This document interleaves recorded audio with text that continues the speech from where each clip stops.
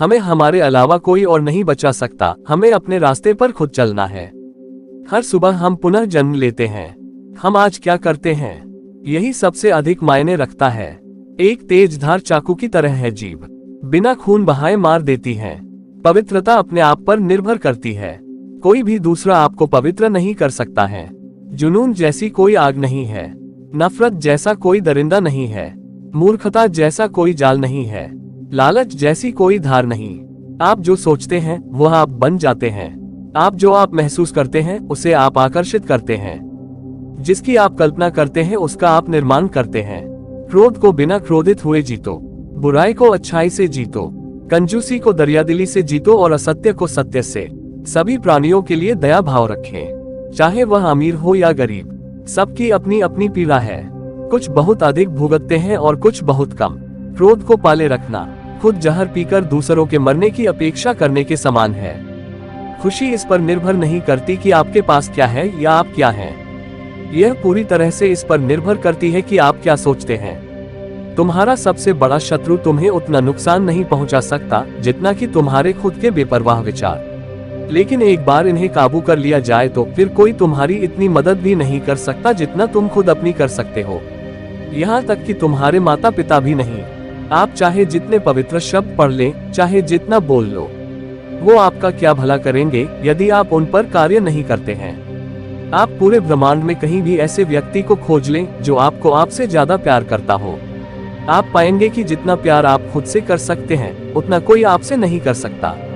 अपने शरीर को स्वस्थ रखना भी एक कर्तव्य है, अन्यथा आप अपनी मन और सोच को अच्छा और साफ नहीं रख पाएंगे।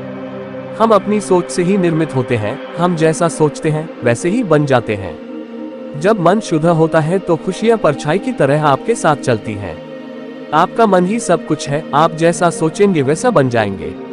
किसी परिवार को खुश, सुखी और स्वस्थ रखने के लिए सबसे जरूरी है अनुशासन और मन पर नियंत्रण। अगर कोई व्यक्ति अपने मन पर नियंत्रण कर ले तो उसे आत्मज्ञान का रास्ता मिल जाता है। अगर आप वास्तव में स्वयं से प्रेम करते हैं तो आप कभी भी किसी को ठेस नहीं पहुंचा सकते हैं। तुम्हें अपने क्रोध के लिए नहीं मगर क्रोध की वजह से दंड भुगतना पड़ेगा। हम जब बोलते हैं तो हमें अपने शब्दों को देखभाल के चुनना चाहिए कि सुनने वाले पर उसका क्या प्रभाव पड़ेगा, अच्छा या बुरा। आपको जो कुछ मिला है उस पर घमंड ना करो और ना ही दूसरों से ईर्ष्या करो। घमंड और ईर्ष्या करने वाले लोगों को कभी भी मन की शांति नहीं मिलती। किसी जंगली जानवर की अपेक्षा एक कपटी और दुष्ट मित्र से अधिक डरना चाहिए। जानवर तो बस आपके शरीर को नुकसान पहुंचा सकता है, पर एक कपटी मित्र आपकी बुद्धि को नुकसान पहुंचा सकता है। वह जो 50 लोगों से प्रेम करता है उसे 50 संकट है। वह जो किसी से प्रेम नहीं करता उसके एक भी संकट नहीं है। शक की आदत से भयावह कुछ भी नहीं है। शक लोगों को अलग करता है। यह एक ऐसा जहर है जो मित्रता खत्म करता है और अच्छे रिश्तों को तोड़ता है। यह एक कांटा है जो चोटिल करता है, एक तलवार है जो वध करती है। मन और शरीर दोनों के लिए स्वास्थ्य का रहस्य है अतीत पर शोक मत करो, न ही भविष्य की चिंता करो, बल्कि बुद्धिमानी और ईमानदारी से वर्तमान में जियो। जीवन में ये चीजें सबसे अधिक मायने रखती हैं कि आपने कितने अच्छे से प्रेम किया, आपने कितनी पूर्णता के साथ जीवन जिया, आपने कितनी गहराई से अपनी कुंठा को जाने दिया।